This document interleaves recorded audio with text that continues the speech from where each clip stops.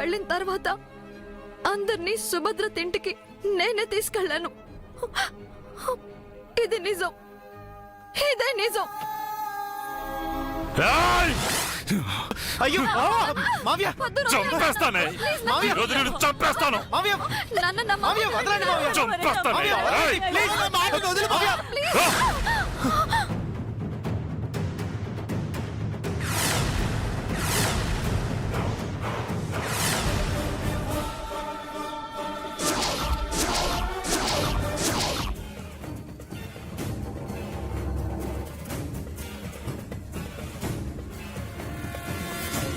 సుభద్రత సుభద్రత సుభద్రత అంటూ పాట పాడుతున్నావు కదా, దానింటికే పో.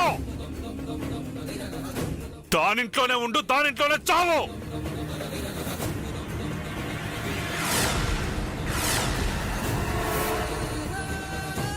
అసలు నువ్వు నాకు పుట్టలేదనుకుని నీళ్ళు వదిలేస్తాను. ఇంకోసారి నా ఇంటి వైపు చూడకు.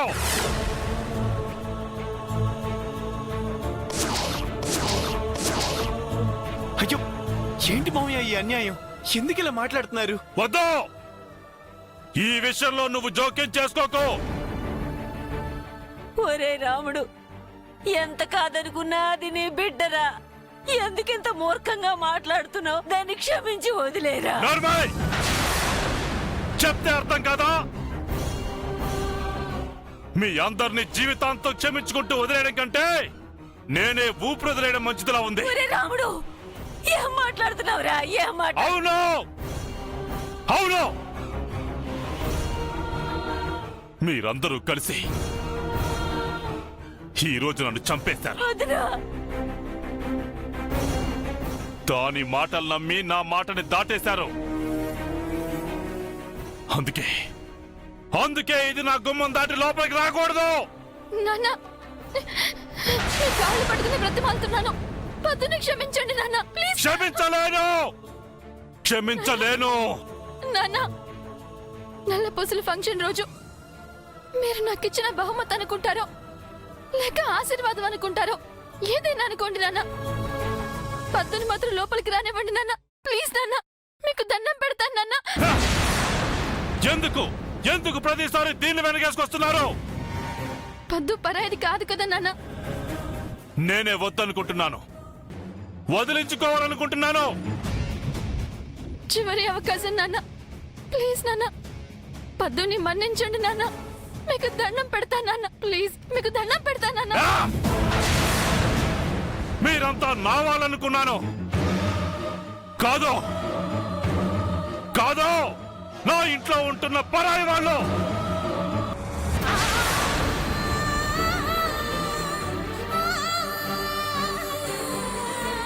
మీరంతా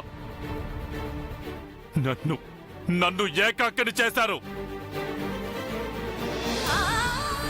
మీరంతా ఉండి కూడా నన్ను పరాయివాణ్ణి చేశారు. నా మాట జవ దాటారు, నేను గీసిన గీత దాటారు.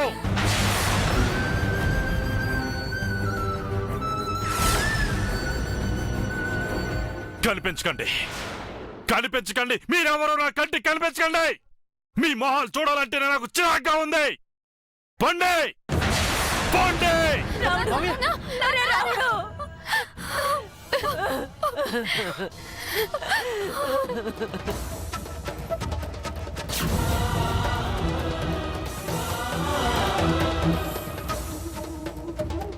పద్దు, నా మీద నిందేసుకున్నాను కదా, నువ్వెందుకే మధ్యలోకి వచ్చావు?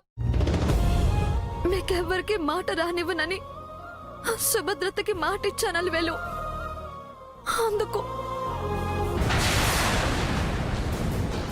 సుభద్రత ఇంటికి తీసుకువెళ్ళడానికి అంత పెద్ద ప్లాన్ వేసావు కదే. అందుకే నీకు ఈ గతి పట్టించాను. నిన్ను ఇంటి నుంచి శాశ్వతంగా బయటికి పంపించడానికి తొందరలోనే శ్రీకారం చుడతాను. ఆ ఇంటి మీదున్న పగ ఎప్పుడు చచ్చిపోతుందో అప్పుడే ఈ రెండు కుటుంబాలు సంతోషంగా ఉంటాయి. అవి నువ్వనుకున్నా కలవు, ఆ దేవుడు అనుకున్నా కలవే.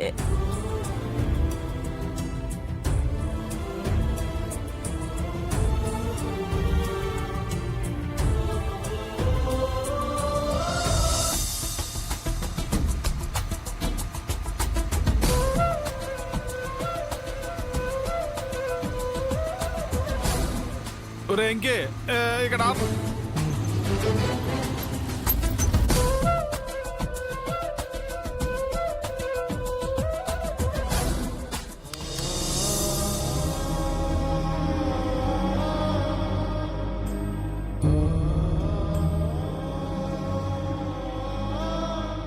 ఏంట్రా ఆలోచింతనా?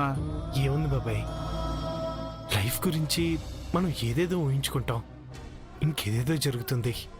అవునరా, నువ్వు చెప్పింది అక్షరాల నిజం.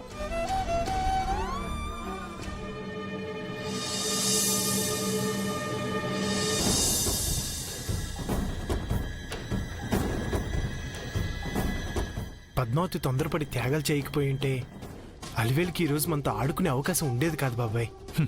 అప్పిచ్చిన పప్పు కోసం కొట్టుకునే తోడబుట్టినోళ్ళని ఈ రోజుల్లో అలివేలు కోసం పద్మావతి అంత పెద్ద త్యాగం చేయటం మామూలు విషయం కాదురా.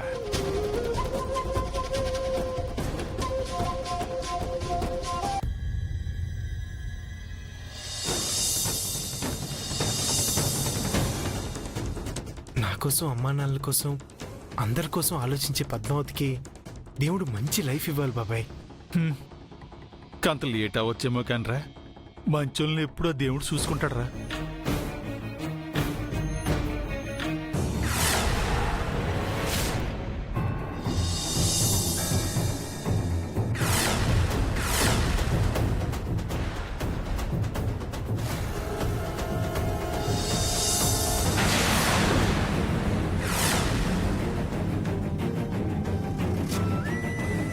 బాబాయ్, వైశాలి గారు.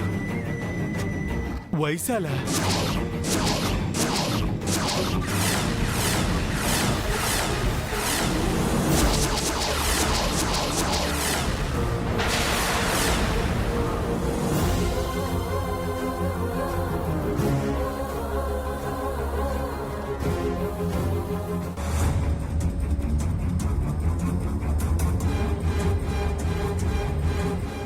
వైశాలి గారు,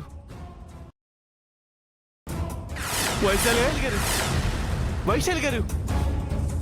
వైశాలే బాబాయ్, వెళ్ళి కొంచెం వాటర్ తీసురా. ఒరే, పరిస్థితి చూస్తుంటే నీళ్లు కొడితే లేసేలా కనపట్లేదురా. హాస్పిటల్ తీసుకెళ్తే మంచిదేమోరా. సరే బాబాయ్. ఆ, ఆటో.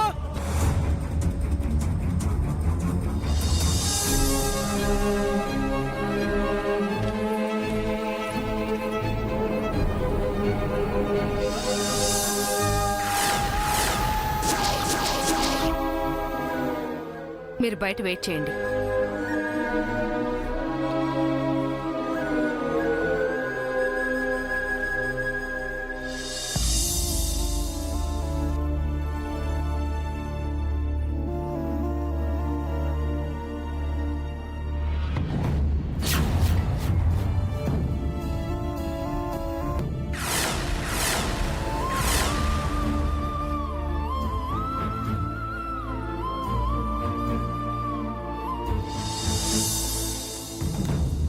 సిస్టర్, సెలైన్ పెట్టు.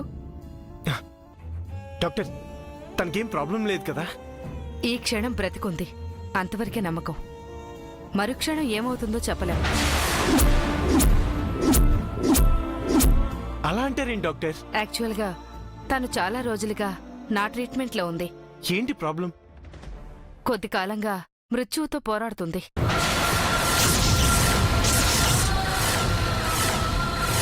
Cancer last stage.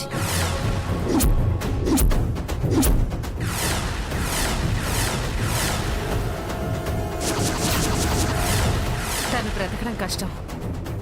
ఈ విషయం ఆవిడకు తెలుసు.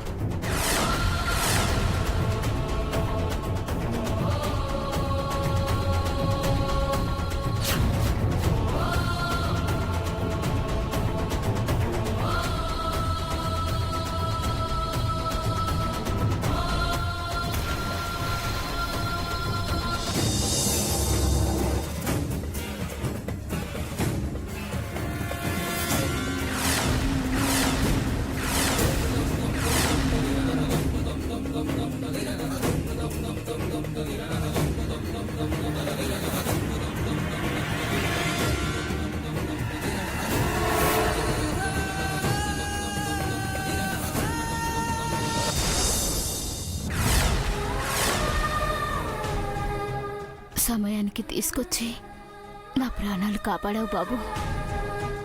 నీకు రుణపడుంటాను.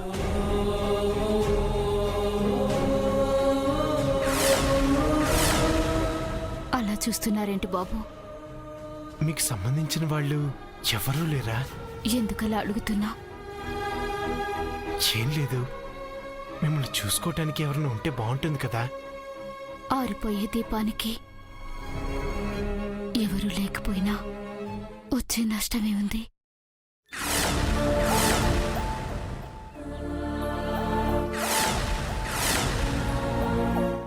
అస్తమించబోయేదాన్ని.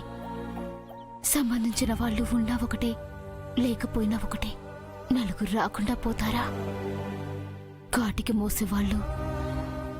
అలా మాట్లాడకండి. ఎన్నో సంవత్సరాల నుంచి మీ కూతురు కోసం వెతుకుతున్నారు కదా. ఆ కూతుర్ని నేను కనిపెట్టి తీసుకొస్తాను. నా కూతురెవరో నాకు తెలుసు బాబు.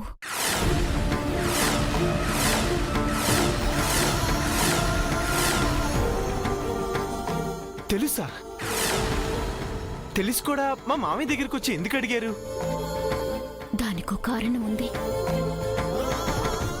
ఆ కారణం వెనుక ఒక కథ ఉంది.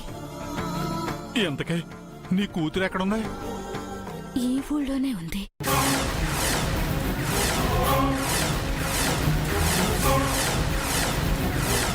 ఈ ఊళ్ళోనే ఉంటే మరి మీ దగ్గరికి ఎందుకు తీసుకెళ్లలేదు? ప్రశ్న నువ్వు వేసినా సమాధానం మాత్రం నేను మీ అమ్మా నాన్నలకు చెప్పాలి. వాళ్ళకి చెప్పటం ఏంటి? నేనెవరికైనా చెప్పాల్సి వస్తే అది ముందు మీ అమ్మా నాన్నలకే చెప్పాలి. నాకు అసలేం అర్థం కావట్లేదండి. కాసేపట్లో అన్నీ అర్థమవుతాయి. నా కూతురెవరో అందరికీ తెలుస్తుంది. నా ఊపిరి ఆగిపోకముందే సుభద్ర గారిని తొందరగా పిలిపించు బాబు.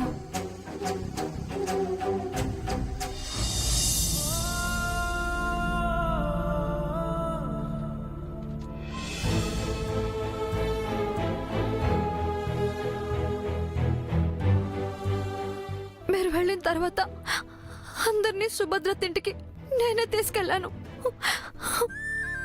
ఇది నిజం, ఇదే నిజం.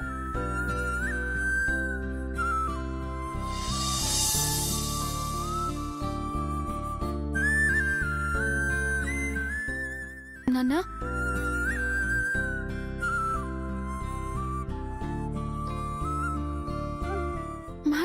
మాట్లాడద్దు అంటే నేను ఎక్కడికి వెళ్ళిపోవాలి నాన్న? నేను మీ కూతుర్ని. నేను అస్సలు తప్పు చేయను.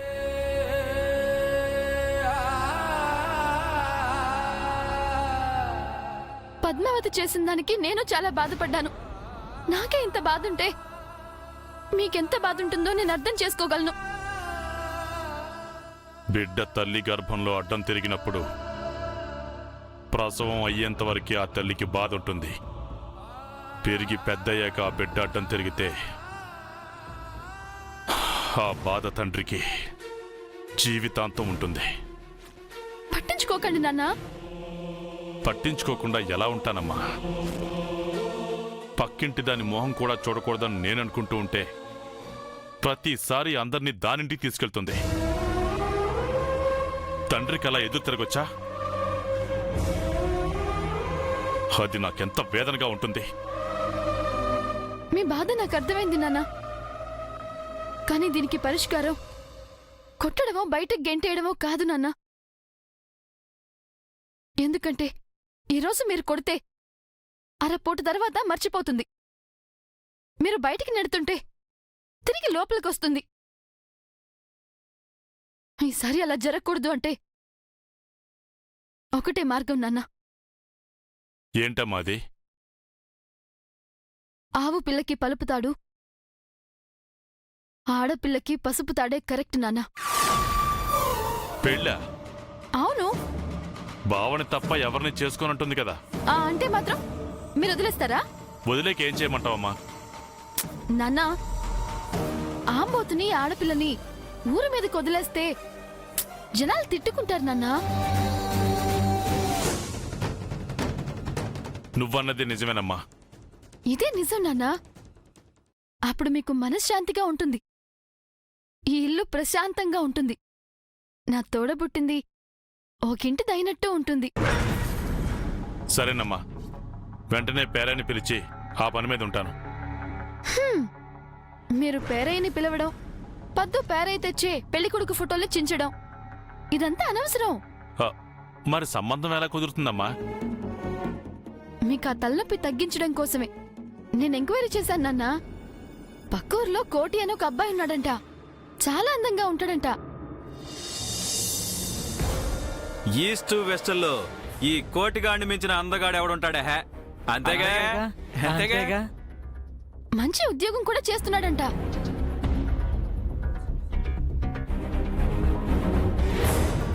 రేయ్ మొక్కేరా.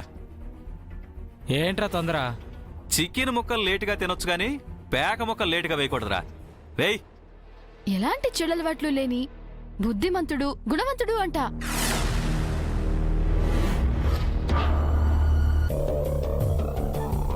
రేయ్ తాగేశాడ్రా. తీరాతి 5,000 తీ, డబ్బులు తీ. అన్నిటికంటే మంచి విషయం ఏంటంటే అమ్మాయిల వంక అస్సలు చూడంట నాన్న. రేయ్ వదలరా. పరువారకొచ్చిన ఆడపిల్లలు రోడ్డు మీద తిరగకూడదు గౌరీ. రేయ్ వదలరా. కుక్కనే. కుక్కకి ముక్క దొరికినా, కోటిగాడికి ఒంటరి ఆడపిల్ల దొరికినా వదలడే. ఆ అబ్బాయిని పట్టుకొచ్చి చేశామంటే పద్దు జీవితం హాయిగా గడిచిపోతుంది. ఎంతైనా నా తోడబుట్టింది కదా నాన్న. తన సంతోషమే నా సంతోషం. అది కాదమ్మా, నేను చెప్పేది ఒకసారి. నాన్న ఇంకేం ఆలోచించకండి. వెంటనే ఆ అబ్బాయికి కబురు పెడతాను. మీరు నిశ్చితార్థానికి ఏర్పాట్లు చేయండి. అలాగేనమ్మా. నువ్వు తన గురించి ఆలోచించినట్టు అది అందరి గురించి ఆలోచించడం లేదమ్మా. అందరూ ఒకేలా ఉండరు కదా నాన్న. సరేనమ్మా, వెళ్ళి అబ్బాయికి కవర్ చేయి. అలాగే నాన్న, వస్తాను. ఉమ్.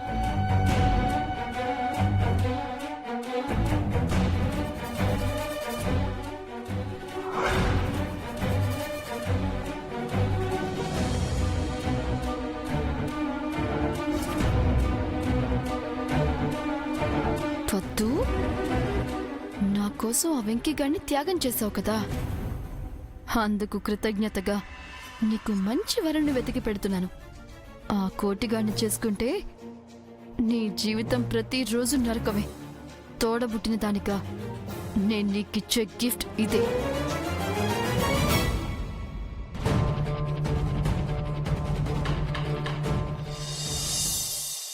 అమ్మా, ఫోన్లో అడిగితే ఏం చెప్పకుండా కంగారుగా బయలుదేరి వచ్చేయమన్నావు. ఏమైందిరా?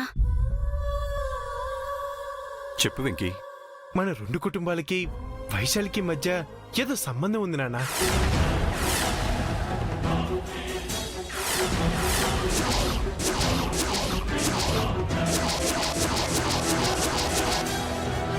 అంటే ఇప్పుడిక్కడ వైశాలి ఉందా? వైశాలి మిమ్మల్ని తీసుకురమ్మందమ్మా. చివరి క్షణాల్లో ఉంది. తనకి క్యాన్సర్.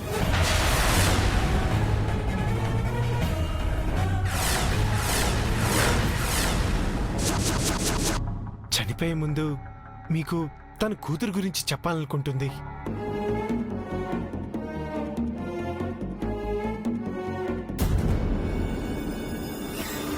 కూతురు గురించా? అవునమ్మా. తన కూతురు గురించి మనకెందుకురా? నీతోనే చెప్పాలనుకుంటుందంటే నీకు తెలిసిన గతమేదో ఉందని అర్థం అవుతుంది.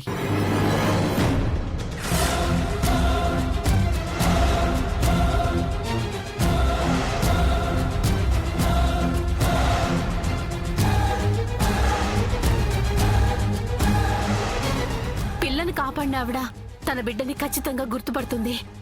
ఇంతకీ ఆవిడెవరు డాక్టర్? ఎక్కడికి వెళ్ళింది? గతంలో బలరాం గారి చేత ఊరు నుండి వెలువైపడ్డ తిరిగిపోతు వైశాలి మేడం.